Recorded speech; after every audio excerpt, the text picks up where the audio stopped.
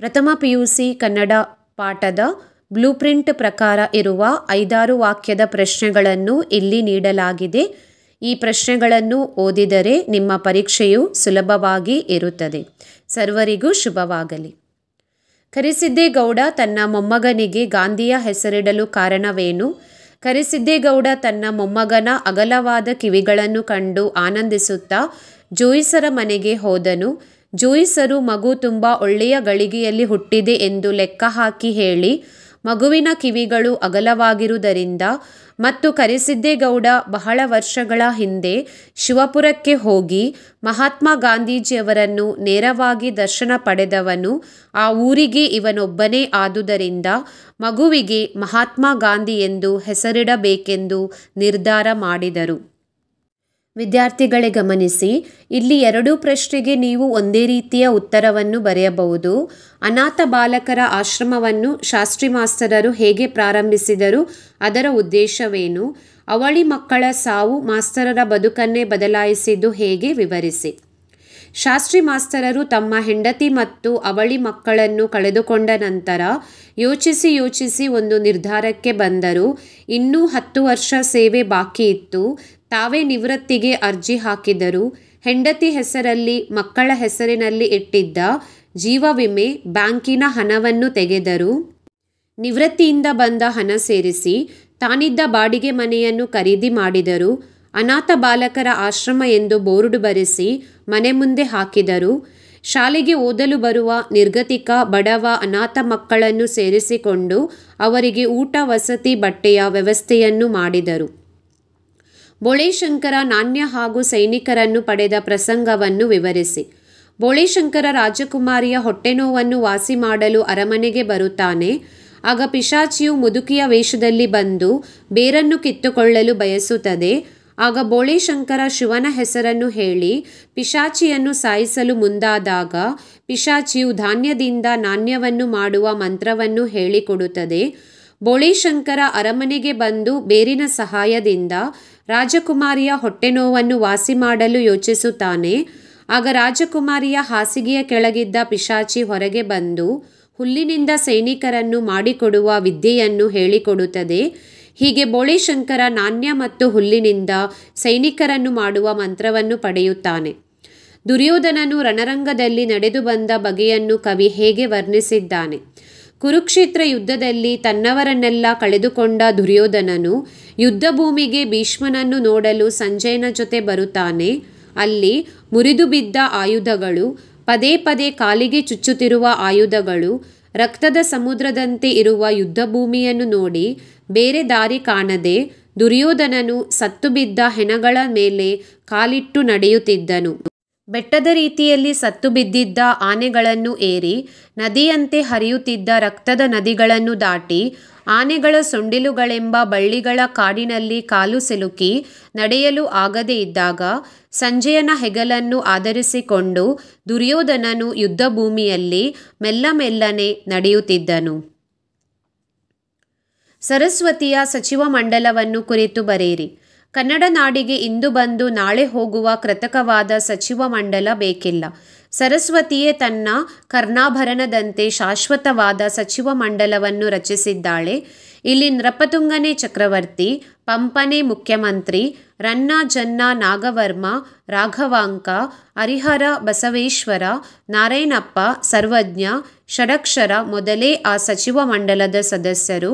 ಇಂತಹ ಶಾಶ್ವತವಾದ ಸಚಿವ ಮಂಡಲವನ್ನು ಹೊಂದಿರುವ ಕರ್ನಾಟಕ ಕೇವಲ 4 ದಿನದ ರಾಜಕೀಯ ನಾಟಕವಲ್ಲ ಎಂದು ಕುವೆಂಪು ಹೇಳುತ್ತಾರೆ. ದ್ರೋಣನ ಕಳೇಬರವನ್ನು ಕಂಡು ದುರ್ಯೋಧನ ಹೇಗೆ ದುಃಖಿಸುತ್ತಾನೆ? ಕುರುಕ್ಷೇತ್ರ ಯುದ್ಧದಲ್ಲಿ ತನ್ನವರನ್ನೆಲ್ಲ ಕಳೆದುಕೊಂಡ ದುರ್ಯೋಧನನು ಭೀಷ್ಮನನ್ನು ನೋಡಲು ಸಂಜಯನ ಜೊತೆಗೆ ಯುದ್ಧ ಭೂಮಿಗೆ ಬರುತ್ತಾನೆ.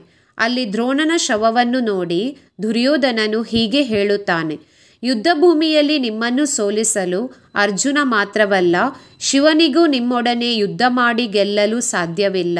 ಹಾಗಿರುವಾಗ ನಿಮ್ಮ ಸಾವು ನಾನು ಮಾಡಿದ ಕರ್ಮಫಲದಿಂದ ಸಿಕ್ಕಿತು ಎಂದು ದುರ್ಯೋಧನನು ದ್ರೋಣನ ಶವವನ್ನು ನೋಡಿ ತುಂಬ ದುಃಖಪಡುತ್ತಾನೆ. ಅಖಂಡ ಕರ್ನಾಟಕವು ಬರೀ ರಾಜಕೀಯ ನಾಟಕವಲ್ಲ ಏಕೆ? ಕುವೆಂಪುರವರು ತಮ್ಮ ಅಖಂಡ ಕರ್ನಾಟಕ ಪದ್ಯದಲ್ಲಿ ಕರ್ನಾಟಕ ಎಂಬುದು ಬರೀ ರಾಜಕೀಯ ನಾಟಕವಲ್ಲ, ಕರ್ನಾಟಕವೆಂದರೆ ಅದೊಂದು ಶಕ್ತಿ ಎಂದು ಹೇಳಿದ್ದಾರೆ. ಇಲ್ಲಿ ಸರಸ್ವತಿಯು ರಚಿಸಿದ ಶಾಶ್ವತವಾದ ಸಚಿವ ಮಂಡಲವಿದೆ. ಇದು 4 ದಿನದ ರಾಜಕೀಯ ನಾಟಕವಲ್ಲ.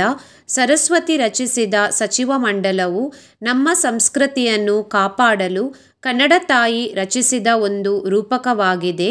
ಇದು ಪರಮಾತ್ಮನ ಚರಣದೀಪ್ತಿಯಲ್ಲಿ ಹಾಗೂ ಶರಣರ ಹೃದಯದಲ್ಲಿ ತಣ್ಣಗೆ ಉರಿಯುತ್ತದೆ ಎಂದು ಕವಿ ಕುವೆಂಪು ಇಲ್ಲಿ ಅಭಿಪ್ರಾಯ ಪಡುತ್ತಾರೆ. ಮುಂದಿನ ಪ್ರಶ್ನೆಯನ್ನು ನೋಡೋಣ. ಮೊಮ್ಮಗನ ಪ್ರಾಣ ಉಳಿಸಿಕೊಳ್ಳಲು ಕರಿಸಿದ್ದೇಗೌಡ ಪಟ್ಟ ಪಾಡೇನು? ಕರಿಸಿದ್ದೇಗೌಡನು ಹೇಗಾದರೂ ಮಾಡಿ ಮೊಮ್ಮಗನ ಪ್ರಾಣವನ್ನು ಉಳಿಸಿಕೊಡುವಂತೆ ವೈದ್ಯರ ಬಳಿ ಬೇಡಿಕೊಂಡು ಜಿಲ್ಲಾಸ್ಪತ್ರೆಯಲ್ಲಿ ಆತನನ್ನು ದಾಖಲು ಮಾಡುತ್ತಾನೆ. ನಂತರ ತನ್ನ ಬಳಿ ಇದ್ದ ಹಣವೆಲ್ಲ ಮುಗಿದಾಗ ಮಗಳ ಮತ್ತು ಮೊಮ್ಮಗಳ ಕಿವಿಯ ಓಲೆಗಳನ್ನು ಬೆಚ್ಚಿಸಿಕೊಂಡು ಹಣವನ್ನು ಹೊಂದಿಸಲು ಊರಿಗೆ ಬರುತ್ತಾನೆ. ತಂದ ಒಡವೆಗಳನ್ನು ಗಿರವಿ ಇಡಲು ಪ್ರಯತ್ನಿಸುತ್ತಾನೆ. ಆದರೆ ಸಾಧ್ಯವಾಗುವುದಿಲ್ಲ. ಸಾಲ ಪಡೆಯಲು ಪ್ರಯತ್ನಿಸಿದನು, ಅದೂ ಸಿಗುವುದಿಲ್ಲ. ಕೊನೆಗೆ ಹಲಸಿನ ಮರವನ್ನು ಮಾರುವುದಾದರೆ ಸಾಲ ಕೊಡುವುದಾಗಿ ತಿಳಿದು ಅದನ್ನು 250 ರೂಪಾಯಿಗಳಿಗೆ ಮಾರಿ ಹಣವನ್ನು ಪಡೆದು ಬರುವ ವೇಳೆಗೆ ಮೊಮ್ಮಗನು ಸಾವನ್ನಪ್ಪಿದ್ದನು. ಬದಲಾದ ಶಹಬಾದವನ್ನು ಲೇಖಕರು ಹೇಗೆ ನಿರೂಪಿಸಿದ್ದಾರೆ? ಲೇಖಕರು ಓದುತ್ತಿದ್ದ ಕಾಲದಲ್ಲಿ ಇದ್ದ ಶಹಬಾದ ಸಾಮಾನ್ಯ ಊರಾಗಿದ್ದು, ಆದರೆ ಇಂದು ಸಾಕಷ್ಟು ಬೆಳೆದು ಪಟ್ಟಣವೇ ಆಗಿದೆ. ACC ಸಿಮೆಂಟ್ ಕಂಪನಿಯಿಂದ ABL ಕಂಪನಿಯಿಂದ ಜನ ತುಂಬಿ ಹೋಗಿತ್ತು. ಊರಿನ 4 ದಿಕ್ಕಿಗೂ ಊರು 1 ಮೈಲಿಯವರೆಗೆ ಬೆಳೆದಿತ್ತು. ಎಲ್ಲ ಕಡೆ ಜನರು ತುಂಬಿ ತುಳುಕುತ್ತಿದ್ದರು. ಹೀಗೆ ಬದಲಾದ ಶಹಬಾದನ್ನು ಲೇಖಕರು ಇಲ್ಲಿ ವರ್ಣಿಸಿದ್ದಾರೆ. ಹುಲಿಯು ನಾಪಿತನಿಂದ ತಪ್ಪಿಸಿಕೊಂಡ ರೀತಿಯನ್ನು ನಿರೂಪಿಸಿ. ಹುಲಿಯಿಂದ ತಪ್ಪಿಸಿಕೊಳ್ಳಲು ನಾಪಿತನು ತಾನು ಹುಲಿಯನ್ನು ಹಿಡಿಯಲು ಬಂದಿರುವುದಾಗಿ ನುಡಿದು ಕನ್ನಡಿಯನ್ನು ಹುಲಿಗೆ ತೋರಿಸಿ ಅದರಲ್ಲಿ ಅದರ ಪ್ರತಿಬಿಂಬವನ್ನು ತೋರಿಸುತ್ತಾನೆ.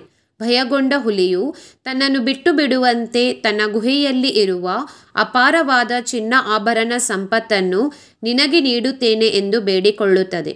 ಅದಕ್ಕೆ ಒಪ್ಪಿದ ನಾಪಿತನು ಹುಲಿಯನ್ನು ಹಿಂಬಾಲಿಸಿ ಅದರ ಗುಹೆಗೆ ಹೋಗಿ ಅಲ್ಲಿ ರಾಶಿ ಬಿದ್ದಿದ್ದ ಚಿನ್ನಾಭರಣ, ಮುತ್ತು, ರತ್ನದ ಸಂಪತ್ತಿನ ರಾಶಿಯನ್ನು ತನಗೆ ಹೊರಬಹುದಾದಷ್ಟು ತುಂಬಿಕೊಂಡು ಹುಲಿಗೆ ನೀನು ಇನ್ನು ಹೇಗೆ ಬೇಕಾದರೂ ಬದುಕು ಎಂದು ಹೇಳುತ್ತಾನೆ.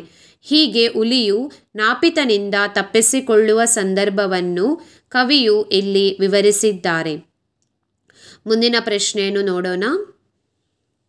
ಬೋಳೇಶಂಕರ ಮತ್ತು ಅವನ ಅಣ್ಣಂದಿರನ್ನು ಭಾಗವತರು ಹೇಗೆ ಪರಿಚಯಿಸುತ್ತಾರೆ?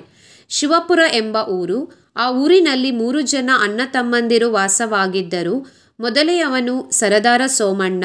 ಇವನು ಆಳೋದಕ್ಕೆ ಹುಟ್ಟಿದವನು, ಕುರಿಕೋಳಿ ತಿನ್ನುವವನು, ಅವು ಸಿಗದಿದ್ದರೆ ಮತ್ತು ಸಾಧ್ಯವಾದರೆ ಮನುಷ್ಯನನ್ನೇ ತಿನ್ನಬಲ್ಲವನು. ಎರಡನೆಯವನು ಸಾಹುಕಾರ ಕಾಮಣ್ಣ. ಇವನು ಎಣಿಸುವುದರಲ್ಲಿ ಜಾಣ. ಹಣ ಎಣಿಸುತ್ತಾನೆ, ಯಾರ ಜಮೀನು ಎಷ್ಟಿದೆ ಎಂದು ಕ್ಷಣ ಮಾತ್ರದಲ್ಲಿ ಹೇಳುತ್ತಾನೆ. ಮೂರನೆಯವನು ಬೋಳೇಶಂಕರ. ಇವನಿಗೆ ಅವನಾಯಿತು, ಭೂಮಿ ಸೀಮೆಯಾಯಿತು. ಒಂದು ನೊಣವನ್ನು ನೋಯಿಸಿದವನಲ್ಲ. ಮಳೆ ಬರುವುದನ್ನು 1 ತಿಂಗಳ ಮುಂಚೆನೇ ಹೇಳಬಲ್ಲ. ಹೂವಿಗೆ ಬೀಳುವ ಕನಸನ್ನು ಹೇಳುತ್ತಾನೆ. ಆದರೆ ಇವನಿಗೆ ಕೈಬೆರಳು ಇಲ್ಲದೆ ಎಣಿಸುವುದಕ್ಕೆ ಮಾತ್ರ ಬರುವುದಿಲ್ಲ ಎಂದು ಭಾಗವತರು ಇಲ್ಲಿ ಪರಿಚಯಿಸುತ್ತಾರೆ. ಯುದ್ಧ ಮಾಡಲು ಸೈನಿಕರು ಏಕೆ ನಿರಾಕರಿಸುತ್ತಾರೆ? ಬೋಳೇಶಂಕರನ ಊರಾದ ಶಿವಪುರದ ಮೇಲೆ ದಾಳಿಯನ್ನು ಮಾಡುವಂತೆ ಸೈತಾನನು ಸೈನಿಕರನ್ನು ಕಳುಹಿಸುತ್ತಾನೆ. ಆದರೆ ಆ ಸೈನಿಕರು ಯುದ್ಧ ಮಾಡಲು ಸಾಧ್ಯವೇ ಇಲ್ಲವೆಂದು ನಿರಾಕರಿಸುತ್ತಾರೆ. ಏಕೆಂದರೆ ಶಿವಪುರದ ಜನರು ಅವರನ್ನು ಹಳೆ ಸ್ನೇಹಿತರಂತೆ ಪ್ರೀತಿಯಿಂದ ನೋಡುತ್ತಾರೆ, ಊಟ ತಿಂಡಿ ಕೊಡುತ್ತಾರೆ. ತಾವು ಜಗಳದ ಭಾಷೆ ಆಡಿದರೆ ಅವರು ಸ್ನೇಹದ ಭಾಷೆ ಆಡುತ್ತಾರೆ. ಇಂಥವರ ಜೊತೆ ನಮಗೆ ಯುದ್ಧ ಮಾಡಲು ಸಾಧ್ಯವೇ ಇಲ್ಲವೆಂದು ಸೈನಿಕರು ಸೈತಾನನ ಬಳಿಗೆ ಹೇಳಿ ಯುದ್ಧ ಮಾಡಲು ಸೈನಿಕರು ಅಲ್ಲಿ ನಿರಾಕರಿಸುತ್ತಾರೆ.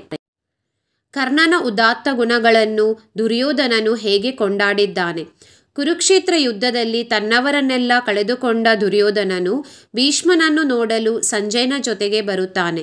ಆಗ ತನ್ನ ಗೆಳೆಯನಾದ ಕರ್ಣನ ಶವವನ್ನು ನೋಡಿ, ಪ್ರೀತಿಯ ಗೆಳೆಯ ಕರ್ಣನೇ, ನೀನಿರುವ ದೇಶದಲ್ಲಿ ಸುಳ್ಳು, ಲೋಭ, ಭಯ ಎಂಬುದು ಸ್ವಲ್ಪವೂ ಇಲ್ಲ. ಸತ್ಯ, ತ್ಯಾಗ, ಪರಾಕ್ರಮ ಇದಕ್ಕೆಲ್ಲ ನೀನು ಮೊದಲ ಸ್ಥಾನದಲ್ಲಿದ್ದೀಯಾ? ನೀನೆಂದರೆ ದಾನಶೂರನೆಂದು ಪ್ರಸಿದ್ಧಿ ಪಡೆದಿದ್ದೀಯಾ. ಕರ್ಣ, ನೀನಿದ್ದರೆ ಮಾತ್ರ ನನಗೆ ರಾಜ್ಯ, ಸಿಂಹಾಸನ. ನೀನು ಇಲ್ಲವಾದರೆ ನನಗೆ ಇದೆಲ್ಲ ಬೇಡ. ಇಂದ್ರನು ಬಂದು ಬೇಡಿದಾಗ ನೀನು ಕವಚವನ್ನು ಕಿತ್ತು ನೀಡಿದೆ. ಕುಂತಿ ಬಂದು ಬೇಡಿದಾಗ ಕುಂತಿಗೆ ನಿನ್ನ ಮಂತ್ರಾಸ್ತ್ರಗಳನ್ನು ನೀಡಿದೆ. ನಿನಗೆ ಸಮಾನವಾದವರು ಬೇರೆ ಯಾರಿದ್ದಾರೆ ಎಂದು ದುರ್ಯೋಧನನು ಕರ್ಣನನ್ನು ಕೊಂಡಾಡುತ್ತಾನೆ. ಕರ್ನಾಟಕ ಎಂಬುದು ಬರೀ ಮಣ್ಣಿಗೆ ಹೆಸರಲ್ಲ ಎಂಬುದನ್ನು ಕವಿ ಹೇಗೆ ಹೇಳಿದ್ದಾರೆ. ಕರ್ನಾಟಕ ಎಂಬುದು ಬರೀ ರಾಜಕೀಯ ನಾಟಕವಲ್ಲ, ಅದು ಪರಮಾತ್ಮನ ಶರಣರ ಹೃದಯಗಳಲ್ಲಿ ಉರಿಯುವ ಬೆಳಗುವ ಶಕ್ತಿಯಾಗಿದೆ. ಕರ್ನಾಟಕವೆಂದರೆ ಅದು ಬರೀ ಮಣ್ಣಿಗೆ ಇರುವ ಹೆಸರಲ್ಲ, ಅದೊಂದು ಮಂತ್ರವಾಗಿದೆ, ಶಕ್ತಿಯಾಗಿದೆ, ತಾಯಿಯಾಗಿದೆ, ದೇವಿಯಾಗಿದೆ, ಬೆಂಕಿ ಸಿಡಿಲು ಆಗಿದೆ. ದುಷ್ಟರನ್ನು ಕೊಲ್ಲುವ, ಒಳ್ಳೆಯವರನ್ನು ಕಾಪಾಡುವ ಕನ್ನಡ ತಾಯಿಯು ಎಲ್ಲರನ್ನೂ ಕಾಪಾಡುತ್ತಾಳೆ ಎಂದು ಇಲ್ಲಿ ಹೇಳುತ್ತಾರೆ. ಕರ್ನಾಟಕ ಎಂಬುದು ಬರೀ ಮಣ್ಣಿಗೆ ಹೆಸರಲ್ಲ ಎಂದು ವೈದ್ಯಾಧಿಕಾರಿ ಮತ್ತು ಆಸ್ಪತ್ರೆಯ ಸಿಬ್ಬಂದಿಗಳು ಗಾಂಧಿಯನ್ನು ನಡೆಸಿಕೊಂಡ ರೀತಿಯನ್ನು ನಿರೂಪಿಸಿ. ನಿಂಗಮ್ಮ ತನ್ನ ಮಗನಾದ ಗಾಂಧಿಯನ್ನು ಕರೆದುಕೊಂಡು ಆಸ್ಪತ್ರೆಗೆ ಬರುತ್ತಾಳೆ. ಅಲ್ಲಿನ ಸಿಬ್ಬಂದಿಗಳು ಗಾಂಧಿಯನ್ನು ಆತನ ರೋಗವನ್ನು ಪರೀಕ್ಷಿಸುವ ಬದಲು ಆತನ ಆಕಾರ ಮತ್ತು ಆತನ ಹೆಸರನ್ನು ತಿಳಿದು ಆತನ ಕುಚೇಷ್ಟೆಯನ್ನು ಮಾಡುತ್ತಾರೆ. ಮುಖ್ಯವಾಗಿ ಗಾಂಧಿ ಎಂಬ ಹೆಸರನ್ನು ಕುರಿತಾಗಿ ಅಲ್ಲಿನ ಸಿಬ್ಬಂದಿಗಳು ಈ ಹುಡುಗನಿಗೆ ಬಹಳಷ್ಟು ಕುಚೋದ್ಯವನ್ನು ಮಾಡುತ್ತಾರೆ. ನಂತರ ಗಾಂಧಿಯು ತನ್ನ ರೋಗದ ಬಗ್ಗೆ ಗೋಗರೆದಾಗ ವೈದ್ಯಾಧಿಕಾರಿಗಳು ಆತನ ಪರೀಕ್ಷೆಯನ್ನು ಮಾಡುತ್ತಾರೆ. ಹುಲಿಯಿಂದ ಪಾರಾಗಲು ನಾಪಿತ ಕಲ್ಪಿಸಿದ ಕತೆ ಯಾವುದು? ನಾಪಿತನು ಮಹಾದೇವನ ಉತ್ಸವಕ್ಕೆ ಕಾಡಿನ ಮುಖಾಂತರ ಹೋಗುತ್ತಿರುವಾಗ ಆತನ ಎದುರಿಗೆ ಹುಲಿಯೊಂದು ಬಂದು ಆತನನ್ನು ತಿನ್ನಲು ಯೋಚಿಸುತ್ತದೆ. ಆಗ ನಾಪಿತನು ಹುಲಿಯಿಂದ ತಪ್ಪಿಸಿಕೊಳ್ಳಲು ಒಂದು ಉಪಾಯವನ್ನು ಯೋಚಿಸುತ್ತಾನೆ. ತಾನು ಹುಲಿಯನ್ನು ಹಿಡಿಯಲು ಬಂದಿರುವ ಗಂಧರ್ವ ಇಂದ್ರನು ಪ್ರಾಣಿಗಳ ಯಜ್ಞವನ್ನು ಆರಂಭಿಸಿದ್ದಾನೆ. 100 ಹುಲಿಗಳನ್ನು ತಂದುಕೊಡುವಂತೆ ತಮಗೆ ಆಜ್ಞಾಪಿಸಿದ್ದಾನೆ. ಈಗಾಗಲೇ 94 ಹುಲಿಗಳನ್ನು ತಾನು ಹಿಡಿದಿದ್ದೇನೆ. ಇನ್ನೂ 6 ಹುಲಿಗಳು ಬೇಕಾಗಿವೆ. ಈಗಾಗಲೇ 1 ಹುಲಿಯನ್ನು ಹಿಡಿದಿದ್ದೇನೆ. ನಿನ್ನನ್ನು ಹಿಡಿಯಲು ನಾನು ಬಂದಿದ್ದೇನೆ. ಮುಂದೆ ಬಾ ಎಂದು ಹಗ್ಗವನ್ನು ಕೈಯಲ್ಲಿ ಹಿಡಿಯುತ್ತಾ ನಾಪಿತನು ಹುಲಿಯನ್ನು ಹಿಡಿಯಲು ಮುಂದೆ ಬರುತ್ತಾನೆ. ಆಗ ಹೆದರಿದ ಹುಲಿಯು, ನಿನ್ನ ಕೈಯಲ್ಲಿರುವ ಹುಲಿಯನ್ನು ತೋರಿಸು ಎಂದು ಹೇಳಿದಾಗ ತನ್ನ ಕಂಕುಳಲ್ಲಿ ಇರುವ ಪ್ರತಿಬಿಂಬವನ್ನು ತೋರಿಸುತ್ತಾನೆ. ಹೀಗೆ ಹುಲಿಯು ನಾಪಿತನ ಮಾತನ್ನು ನಂಬಿ ಬಿಡುತ್ತದೆ. ಹೀಗೆ ನಾಪಿತನು ಹುಲಿಯಿಂದ ಪಾರಾಗುತ್ತಾನೆ. ಪಲಾಯನ ಮಾಡುತ್ತಿದ್ದ ಹುಲಿಯನ್ನು ನರಿ ಹೇಗೆ ಸಮಾಧಾನಪಡಿಸಿ ಹಿಂದಕ್ಕೆ ಕರೆತಂದಿತು. ಹುಲಿಯು ಮತ್ತೊಮ್ಮೆ ಇಂದ್ರನು ತಮ್ಮನ್ನು ಹಿಡಿಯಲು ಗಂಧರ್ವರನ್ನು ಕಳುಹಿಸಿದ್ದಾನೆ ಎಂದು ಯೋಚಿಸಿ ಓಡಿ ಹೋಗುತ್ತಿತ್ತು. ಓಡಿ ಹೋಗುತ್ತಿರುವ ಹುಲಿಯನ್ನು ನರಿಯು ನಿಲ್ಲಿಸಿ, ಎಲ್ಲ ಪ್ರಾಣಿಗಳು ನಿನ್ನನ್ನು ನೋಡಿ ಹೆದರಿ ಓಡುತ್ತವೆ, ಆದರೆ ಇಂದು ನೀನೇ ಏಕೆ ಓಡುತ್ತಿರುವೆ? ಏನು ವಿಷಯ ಎಂದು ಕೇಳಿದಾಗ ಹುಲಿಯು ನಡೆದಿರುವ ಎಲ್ಲ ವಿಷಯಗಳನ್ನು ತಿಳಿಸಿತು. ಆಗ ನರಿಯು, ಗಂಧರ್ವನು ನುಡಿದ ಮಾತ್ರಕ್ಕೆ ನೀನು ಈ ರೀತಿ ಮರಣ ಭಯದಿಂದ ಹೋಗುವುದು ಸರಿಯೇ? ನೀನು ಧೈರ್ಯವನ್ನು ತೋರಿಸಿ ಆ ಮನುಷ್ಯನನ್ನು ಕೊಲ್ಲಬೇಕು. ನಡಿ, ಈಗಲೇ ನೀನು ನನ್ನ ಜೊತೆ ಬಾ, ಅಲ್ಲಿಗೆ ಹೋಗೋಣ ಎಂದು ನರಿಯು ಹುಲಿಗೆ ಧೈರ್ಯವನ್ನು ನೀಡಿ ಹಿಂದಕ್ಕೆ ಕರೆದುಕೊಂಡು ಬಂದಿತು. ಸೈನಿಕರು ಏನೇನನ್ನು ನಾಶ ಮಾಡಿದರು ಎಂದು ಶಿವಪುರದ ಜನರು ಹೇಳುತ್ತಾರೆ. ಸೈತಾನನ ಮಾತಿನಂತೆ ಸೈನಿಕರು ಶಿವಪುರದ ಮೇಲೆ ದಾಳಿಯನ್ನು ಮಾಡುತ್ತಾರೆ. ಆಗ ಜನರು ಬೋಳೇಶಂಕರನ ಬಳಿಗೆ ಬಂದು, ನಿನ್ನ ಅಣ್ಣನ ಸೈನಿಕರು ನಮ್ಮ ಮೇಲೆ ದಾಳಿಯನ್ನು ಮಾಡುತ್ತಿದ್ದಾರೆ, ನಮ್ಮ ದನಗಳನ್ನು ಕಡಿದು ಸಾಯಿಸುತ್ತಿದ್ದಾರೆ. ಸೈನಿಕರು ಬಂದು ನಮ್ಮ ಮನೆಗಳಿಗೆ ಬೆಂಕಿಯನ್ನು ಇಡುತ್ತಿದ್ದಾರೆ. ತೋಟಕ್ಕೆ ಬಂದು ಬೇಕಾದಷ್ಟು ಎಳನೀರನ್ನು ಕುಡಿದರು. ನಂತರ ನೀರು ಕುಡಿದ ಮೇಲೆ ಮರಗಳನ್ನು ಹಾಗೆ ಕಡಿದು ಉರುಳಿಸುತ್ತಿದ್ದಾರೆ. ಹಸಿರು ಗದ್ದೆಗೆ ಬೆಂಕಿಯನ್ನು ಇಟ್ಟಿದ್ದಾರೆ ಎಂದು ಹೇಳುತ್ತಾರೆ. ಬೋಳೇಶಂಕರನ ಅಣ್ಣಂದಿರೇ ವಾಸಿ ಎಂದು ಪಿಶಾಚಿ ಹೇಳಲು ಕಾರಣವೇನು? ಪಿಶಾಚಿಗಳು ಬೋಳೇಶಂಕರನ ಅಣ್ಣಂದಿರಾದ ಸರದಾರ ಸೋಮಣ್ಣ ಮತ್ತು ಸಾಹುಕಾರ ಕಾಮಣ್ಣನನ್ನು ಸುಲಭವಾಗಿ ವಶಪಡಿಸಿಕೊಳ್ಳುತ್ತಾರೆ. ಆದರೆ ಏನು ಮಾಡಿದರೂ ಬೋಳೇಶಂಕರನನ್ನು ವಶಪಡಿಸಲು ಸಾಧ್ಯವಾಗುವುದಿಲ್ಲ. ಆಗ ಪಿಶಾಚಿಯು ಬಂದು, ಅವನ ಅಣ್ಣಂದಿರೇ ಎಷ್ಟೋ ವಾಸಿ, ಕೊಳೆತ ಬಲೆ ಹಾಕಿ ಎಳೆದರೂ ಬರುವಂಥವರು ಎಂದು ಹೇಳುತ್ತಾರೆ. ಆದರೆ ಬೋಳೇಶಂಕರನನ್ನು ಏನು ಮಾಡಿದರೂ ವಶಪಡಿಸಲು ಸಾಧ್ಯವಾಗುವುದಿಲ್ಲ ಎಂದು ಪಿಶಾಚಿಗಳು ಹೇಳುತ್ತಾರೆ. ಗಾಂಧಿ ಎಂಬ ಹುಡುಗನ ಸಾವಿನ ಸಂದರ್ಭವನ್ನು ವಿವರಿಸಿ. ಗಾಂಧಿಯನ್ನು ಹೆಚ್ಚಿನ ಪರೀಕ್ಷೆಗಾಗಿ ಜಿಲ್ಲಾ ಕೇಂದ್ರ ಆಸ್ಪತ್ರೆಗೆ ಸೇರಿಸುತ್ತಾರೆ. ಅಲ್ಲಿನ ವೈದ್ಯರು ಆತನನ್ನು ಪರೀಕ್ಷಿಸಿ ಆತನಿಗೆ ಮೂತ್ರಪಿಂಡದ ಕಾಯಿಲೆ ಹಾಗೂ ಹೃದಯಕ್ಕೆ ಸಂಬಂಧಿಸಿದ ಕಾಯಿಲೆ ಇದೆ ಎಂದು ಹೇಳಿದಾಗ ಹೇಗಾದರೂ ಮಾಡಿ ತನ್ನ ಮೊಮ್ಮಗನನ್ನು ಉಳಿಸಿಕೊಡಿ ಎಂದು ಕರಿಸಿದ್ದೇಗೌಡನು ಪ್ರಯತ್ನಿಸುತ್ತಾನೆ. ತಂದ ಹಣವು ಖಾಲಿಯಾದಾಗ ಊರಿಗೆ ಬಂದು ಹಣವನ್ನು ಪಡೆಯಲು ಪ್ರಯತ್ನಿಸುತ್ತಾನೆ. ಯಾರೂ ಸಾಲ ಕೊಡಲು ಒಪ್ಪದೇ ಇದ್ದಾಗ ಹಲಸಿನ ಮರ ಮಾರುವುದಾದರೆ ಹಣ ಸಿಗುತ್ತದೆ ಎಂದು ಸುಳಿವು ಸಿಕ್ಕಲು ಹಲಸಿನ ಮರವನ್ನು ಮಾರಿ 250 ರೂಪಾಯಿಗಳನ್ನು ಪಡೆದು ಆಸ್ಪತ್ರೆಗೆ ಬಂದಾಗ ಗಾಂಧಿಯು ಆಗಲೇ ಪ್ರಾಣವನ್ನು ತ್ಯಜಿಸಿರುತ್ತಾನೆ. ಅಲ್ಲಮ ಪ್ರಭುವಿನ ವಚನಗಳ ಆಶಯಗಳೇನು? ಕಾಲುಗಳನ್ನು ಚಕ್ರಕ್ಕೆ ಹೋಲಿಸಲಾಗಿದೆ. ದೇಹವನ್ನು ತುಂಬಿದ ಬಂಡಿಗೆ ಹೋಲಿಸಲಾಗಿದೆ. ಬಂಡಿಯನ್ನು ನಡೆಯುವವರು 5 ಮನುಷ್ಯರು, ಒಬ್ಬರಿಗೊಬ್ಬರು ಸಮವಿಲ್ಲ. ಅದರ ಇಚ್ಛೆಯನ್ನು ಅರಿತು ನಡೆಯದಿದ್ದರೆ ಬಂಡಿಯು ಮುರಿದು ಹೋಗುತ್ತದೆ ಎಂದು ಅಲ್ಲಮ ಪ್ರಭು ಹೇಳುತ್ತಾರೆ. ಹೊಟ್ಟೆಯ ಮೇಲೆ ಊಟದ ಪೊಟ್ಟಣ ಕಟ್ಟಿದರೆ ಹಸಿವು ಹೋಗುವುದಿಲ್ಲ. ಅದೇ ರೀತಿ ದೇಹದ ಮೇಲೆ ಲಿಂಗವನ್ನು ಇರಿಸಿದ ತಕ್ಷಣ ಯಾರು ಕೂಡ ಭಕ್ತರಾಗುವುದಿಲ್ಲ. ಇಟ್ಟವನು ಗುರುವಾಗುವುದಿಲ್ಲ. ಇಂಥವರನ್ನು ಕಂಡರೆ ನಾಚಿಕೆಯಾಗುತ್ತದೆ ಎಂದು ಅಲ್ಲಮ ಪ್ರಭು ಹೇಳುತ್ತಾರೆ. ಅಲ್ಲಮ ಪ್ರಭು ದೇವರನ್ನು ಕುರಿತು, ನಾನೇ ದೇವರು, ನೀನು ದೇವರಲ್ಲ. ನೀನು ದೇವರಾದರೆ ನನ್ನನ್ನು ಏಕೆ ಸಲಹುವುದಿಲ್ಲ? ಹಸಿದು ಬಂದವರಿಗೆ ನಾನು ಊಟವನ್ನು ನೀಡುತ್ತೇನೆ, ಬಾಯಾರಿ ಬಂದವರಿಗೆ ನೀರನ್ನು ಕೊಡುತ್ತೇನೆ. ಆದ್ದರಿಂದ ನಾನೇ ದೇವರು ಎಂದು ಅಲ್ಲಮ ಪ್ರಭು ಇಲ್ಲಿ ದೇವರನ್ನು ಪ್ರಶ್ನಿಸುತ್ತಾರೆ. ಗಟ್ಟಿವಾಳಯ್ಯನ ವಚನಗಳ ಆಶಯಗಳೇನು? ಕೊಲ್ಲುವ ಆಯುಧಕ್ಕೆ ಯಾವುದೇ ದಯಾಧರ್ಮದ ಮೊನೆ ಇರುವುದಿಲ್ಲ. ಹಾವಿನ ಬಾಯಿಯಲ್ಲಿ ಅಮೃತವೂ ಬರುವುದಿಲ್ಲ. ಆ ರೀತಿ ಇರುವ ವೇಷಧಾರಿಗಳು ನಮ್ಮ ಗುಂಪಿನಿಂದ ಹೊರಗೆ ಎಂದು ಗಟ್ಟಿವಾಳಯ್ಯ ಹೇಳುತ್ತಾರೆ. ತಪವೆಂಬುದು ಬಂಧನ, ನೇಮವೆಂಬುದು ತಗಹು, ಶೀಲವೆಂಬುದು ಸೂತಕ. ಇವುಗಳು ನಗೆಗೆ ಎಡೆಯಾಯಿತು ಎಂದು ಗಟ್ಟಿವಾಳಯ್ಯ ಹೇಳುತ್ತಾರೆ. ತನುವ ಗೆಲ್ಲಬೇಕಾದರೆ ಗುರುಗಳು ಹೇಳುವ ದಾರಿಯಲ್ಲಿ ನಡೆಯಬೇಕು. ಮನಸ್ಸನ್ನು ಗೆಲ್ಲಬೇಕಾದರೆ ಲಿಂಗವನ್ನು ಪೂಜಿಸಬೇಕು. ಧನವನ್ನು ಗೆಲ್ಲಬೇಕಾದರೆ ಜಂಗಮರ ಜೊತೆ ಇರಬೇಕು. ಒಳ್ಳೆಯದನ್ನು ಮರೆತು ಜಗಳವಾಡುವವರನ್ನು ಕಂಡರೆ ತನಗೆ ನಾಚಿಕೆಯಾಗುತ್ತದೆ ಎಂದು ಗಟ್ಟಿವಾಳಯ್ಯ ಇಲ್ಲಿ ತಿಳಿಸುತ್ತಾರೆ. ಮುಂದಿನ ಪ್ರಶ್ನೆ ನೋಡೋಣ. ಬದುಕು ಸಾರ್ಥಕವಾಗಬೇಕಾದರೆ ಯಾವ ಅಂಶಗಳು ಇರಬೇಕೆಂದು ಅಕ್ಕಮಹಾದೇವಿ ಹೇಳುತ್ತಾರೆ? ಬದುಕು ಸಾರ್ಥಕವಾಗಬೇಕಾದರೆ ಈ ಅಂಶಗಳು ಇರಬೇಕು ಎಂದು ಅಕ್ಕಮಹಾದೇವಿ ಹೇಳುತ್ತಾರೆ.